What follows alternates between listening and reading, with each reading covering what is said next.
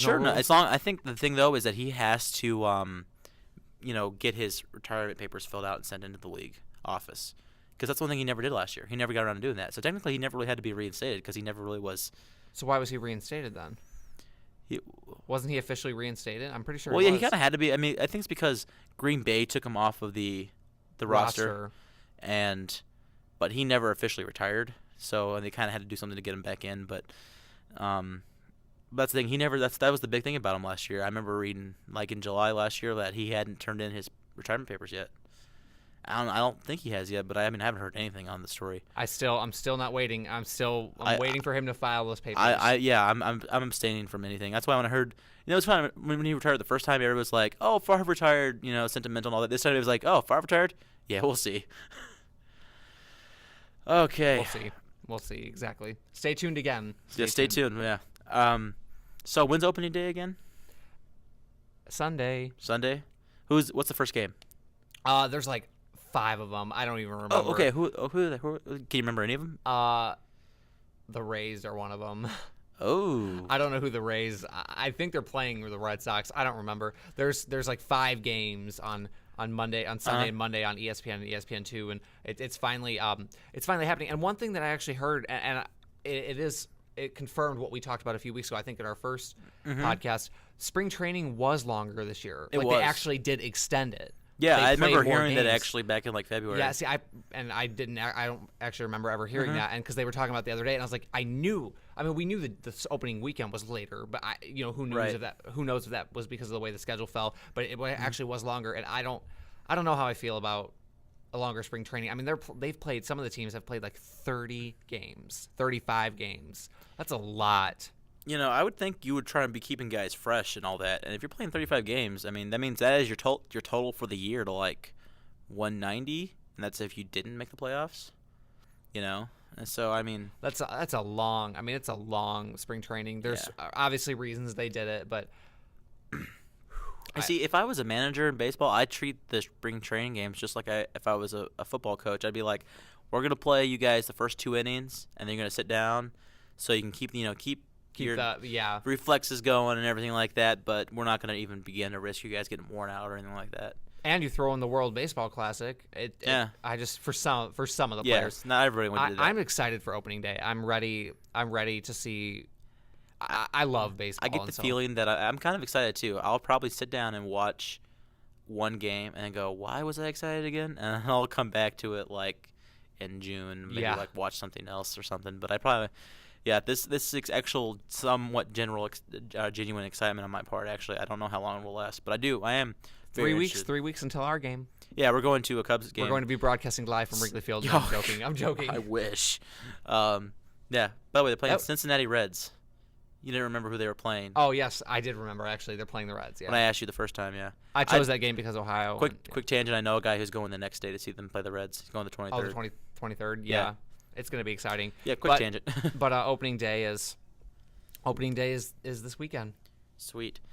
Is there any big baseball news? You're the one who's got the finger on the pulse. I don't really watch much baseball coverage. Is there anything new that we should be ready for, or is it just kind of like, oh, it's gonna go. Let's just Kurt Schilling retired. Well, I know that. I'm talking like within like the last week. Well, that was within the last week. No, it was like a week ago Monday. No, it wasn't. Yeah, it was. Oh, well, did we talk about it last week? No. Let's talk about it now. Do you think he's a Hall of Famer? Yes. Okay, explain. Or I should say elaborate. I shouldn't say explain. Just make your argument real quick. I just think I'm gonna agree with what a lot of the people that actually I don't have a vote. I wish I had a vote, but a lot of the people that actually had a vote said they would vote for him because of he didn't win 300. He won 216 games, I believe, give or take 2 wins. I think that's the number. 216 wins, and that's pretty good. No, it's not 250. It's not 270. It's not 300. But he did a great job. He was a very good, solid pitcher in the regular season, and then in the postseason, when you could argue anything matters the most, he was phenomenal. 11-2. I mean, we all remember the bloody sock. I mean, that just adds to the mystique of him. But I just think, how do you not? I mean, in baseball, they put an emphasis on the postseason a lot. Yeah, it's on the regular season, but they do put an emphasis on the postseason. And I just think 11-2. He had an under 350 ERA. he always stepped up his already pretty solid game in the postseason. I don't see how you don't put him in. I generally agree with that. I don't know about all the pitchers that are in the Hall of Fame, but surely not every pitcher in the Hall of Fame has won 300 games. No, for sure. So I mean, we don't know. I don't think stats, that's something. I mean, I think if winning 300 games is anything, it is like your guarantee. Like you stamped it, you're good to go. Nobody's gonna ever take that away from you. Other than that, I think that's the big thing. Is the guy won three rings, and he took Arizona Diamondbacks, which is like. I remember when they were in the World Series. And I didn't really watch baseball all the time. He was dominant. That. But I remember the whole thing was like, that's the Diamondbacks. I mean, if you pick a random team, you might come up with like the Padres, or the Minnesota Twins, or maybe the Washington Nationals, or the Diamondbacks. I mean, it's one of those random teams that you don't really ever expect to win the World Series or even make the playoffs. And he did. He took that team, and then going to Boston of all places, and having that big like huge like black cloud over the city. Of the 86 years or whatever, and to win there. I mean, twice, yeah. Well, second time was much easier, I would say, just because it's. Well, and not just that, but he took, 10 years earlier, took another team to the World Series, didn't win it, but I mean, nobody's perfect. He made it. He took his team to 4 World Series, won 3. That's pretty good. Well, and too, for a pitcher, you only get if you're in a World Series. You get to pitch at least once. Twice. Maybe twice if it goes 7 games. If it goes 6 or 7 games. Yeah. So a pitcher can only have so much effect on it, but I mean the fact that he did win multiple ones and he was an ace, and I would say was he an ace in Arizona, or was he just? Oh yeah, him and Randy Johnson, they were 1 and 2. Okay, and then same thing in Boston. The first time it was him and Pedro, and the second time it was him and Josh Beckett. So impressive, Doug. Yeah, I the funny thing about Josh Beckett is like. I remember him being like the hero in 2003 with the Marlins, and then I remember hearing like I'd never really heard anything about him since that point until Boston traded for him. And I was just like, I know that guy. I heard of him. Yeah. I wish somebody would pick up Moises Alou again though. I love that name. I'm still working on that Sosa jersey. For you. Yeah, or Sammy Sosa. Slam and Sammy's always welcome back. Hey, the year 2006 or whatever year he came back and played with the Rangers. Yeah. He was decent. He was not a bad player. Yeah, he had like 20 something like 20 home runs. He was decent.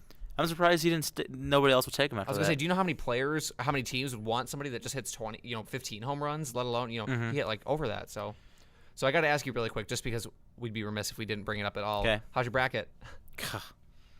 Hey, guess what? I don't have to watch the Final Four.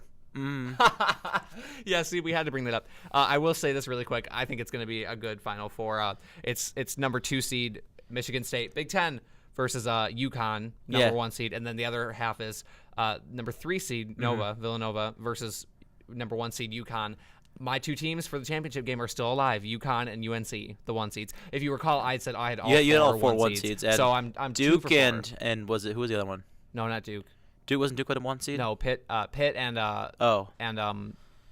Louisville. That's right, Louisville was. Yeah, I remember hearing like everybody's like, oh, Louisville, there's no way like Arizona State can beat them because they're like the greatest team ever or something like that. And then, well, Arizona. They did beat Arizona, but it was like in the next game. It was so certain that I was like, oh, this must be by far the best team, and then they lost the next game. I couldn't believe it. Yeah. And Duke lost, but I have one more team to root against now. I'm definitely out against UConn. I do not like UConn. Calhoun, and then the whole recruiting violations. Not a fan now. So who are they playing again? Villanova. UConn's playing Michigan State. Oh, UConn's playing Michigan State. My bracket. Michigan State down Louisville, so I'm feeling good. My bracket has UConn. My bracket has UConn versus North Carolina. I would really like to see a Big Ten team in the final I don't want to bust game. your bracket, but down with UConn. Well, then we'll hope. So what are we agreeing? We're hoping it's number 2 Michigan State versus North Carolina, or do you not care on the other half? Don't really care. I guess North Carolina, but so we'll again, see. they just won recently. A week from now, we'll be able to talk about who won.